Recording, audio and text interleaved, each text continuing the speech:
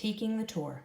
Lip and Bloodbath live in that room, Torchy told me, pointing to the door next to the stairs. Lip's no problem by himself. Heck, he's almost a midget, but Bloodbath likes to beat on people.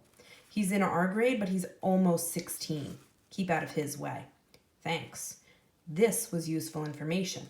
It was nice knowing where the toilets were and stuff like that, but I was a lot more interested in learning who could hurt me. Why do they call him Bloodbath? That's his last name. You're kidding. Nope, Torchy said, his voice dropped to a whisper. He's Lester Bloodbath. Does anyone call him Lester? I asked. Nobody who's still alive, Torchy shrugged, then led me around the rest of the hall, telling me who was in most of the rooms. There were a lot of nicknames, none of which I'd be proud to own. One kid was called Goober Gobble for reasons I wouldn't want to think about on an empty stomach.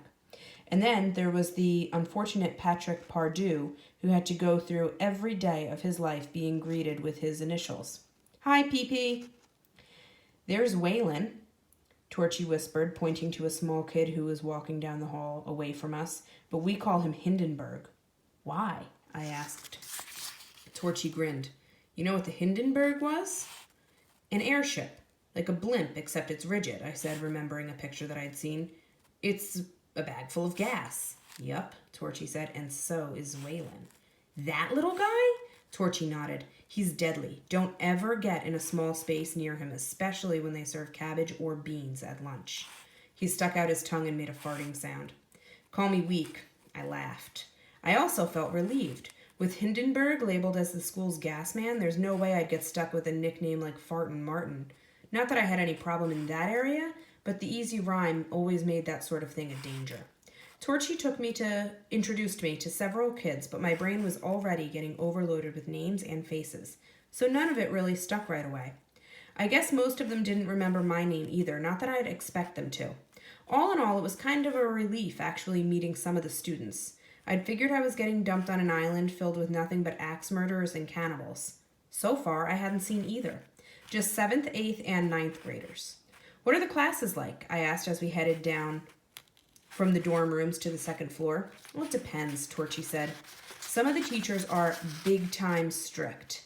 I think 1 or 2 of them should be locked up somewhere themselves. Miss Nomad is nice. She's the English teacher. Once we get her talking, she'll chatter for the whole period, so we don't really have to do much work. Just say, Shakespeare, and she's good for an hour. Mr. Briggs, the science teacher, is pretty cool. He's the one who came in with the fire extinguisher. I didn't care about the teachers right now. I wanted to find out more about the discipline, since I seemed to get a major dose of it wherever I went. So, are you going to be in trouble for that fire? Torchy nodded. I noticed that some of his hair was singed at the tips. Oh, yep, I'm in trouble, he said.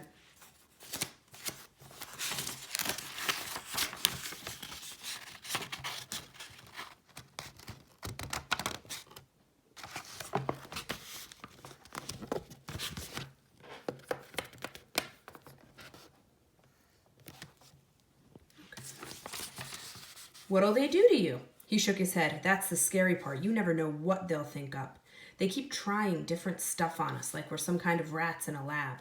Honestly, they try something different every time. Does it work? I asked him that and I realized it was a stupid question. If the punishment had worked, Torchy wouldn't have been barbecuing papers in his room. He spread his arms out in a gesture of total innocence. How can it work? I didn't do nothing. They keep trying to cure me, but I didn't start that fire. The lighter was empty, just like these. He reached into his right pocket and pulled out a handful of disposable lighters. He flicked one a couple of times, throwing a shower of sparks. See? No flames. Just like the sparks. Oh boy, I could tell there was no point in trying to get Torchy to face reality. I'd known kids like that before. You could stand there and watch them do something, hit another kid, break a window, steal from a store, and then if you accused them, they'd look right at you and say, I didn't do it. I'd known all kinds of liars. Some enjoyed it, some couldn't help it. A few poor losers didn't even know they were lying, but that was his problem. I wanted more details about what might happen to me. I imagined dozens of kids locked in dungeons, dangling from chains, while a huge, sweaty guy wearing a leather apron heated up torture tools. The image made me shudder and laugh at the same time. I could just picture what would happen if they went near Hindenburg with a red-hot poker. Kaboom! lots of little Hinden bits flying through the air. What sort of stuff do they try for punishment? I ask. They ever hit you? Torchy shook his head. Not too much. They might take away privileges or make you watch some stupid old video on how to behave or force you to listen to a lecture. Well, you'll find out. I guess I will. Come on, show me the rest of the place. I followed Torchy down the second floor. He pointed to a classroom at the end of the hall. Teachers take turns there, staying overnight and on weekends. I don't know why they bother having someone else around since Principal Davis almost never goes home. Past that side of the stairs is more dorm rooms. The rest of the floor is classrooms. He opened up a couple of doors so I could see for myself. The classrooms were pretty much the same as any other classrooms that I'd ever been in. Poorly erased blackboards and uneven rows of chairs and desks left no mistake what went on during the week. Most of the stuff didn't match. I noticed at least 3 different kinds of desks in the first room and lots of different chairs. I guess even the furniture was stuff nobody else wanted. Edgeview seemed to be a final rest stop on the way to the scrapyard. One classroom didn't have any desks or chairs. All I saw was a rug spread out on the floor. That's Mr. Briggs' room, Torchy said as we looked in. He brought the rug himself. He keeps experimenting with different learning environments. It's a good place to catch a nap. I was about to turn around when I got this feeling that someone was staring at the back of my neck. Then I turned around and I found that the feeling was a fact. For an instant, I thought I was about to meet a teacher. That's how big the guy behind me was. When reality sunk in, I checked the hall for a quick escape route. I'm Bloodbath, the guy said, stepping close enough to cut off any hope I had of sprinting away. He looked about half the size of the bus driver, which is still a lot bigger than any kid had any right to be. No fat. All the weight was muscle. The way Torchy had talked about him, I expected him to be some kind of a troll. But he could have passed for one of those actors who makes a couple movies, gets real popular with the girls for a year or two, and then vanishes from sight. He had that kind of face. He wasn't alone.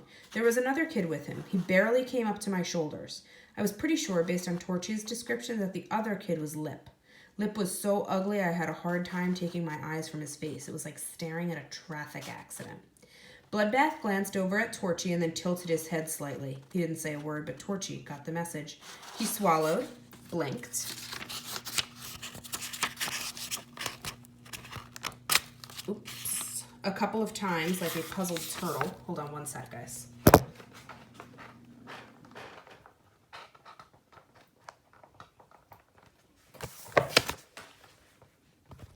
Okay, we're back. Blinked a couple of times like a puzzled turtle and took off. He started out walking but broke into a jog as soon as he got a few steps away. I had the impression that he couldn't wait to leave. What a pal. Yep, we roommates sure stick together. Bloodbath turned his attention back to me. Welcome to Edgeview, he said, putting a large hand on the doorframe next to my shoulder. A small silver ring dangled from his left nostril. I had this crazy urge to reach out and yank the ring off, but I knew if I did, it would be my last act on planet Earth.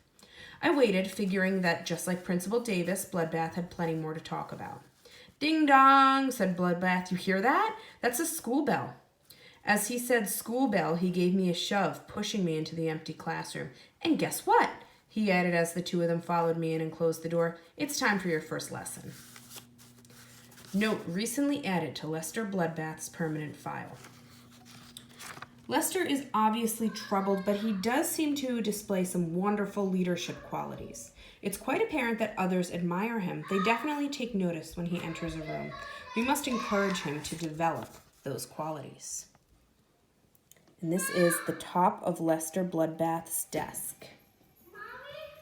It says, Bloodbath rules, kill, hate is great. Spelled wrong. This place sucks. Let's break some bones. Totally normal stuff.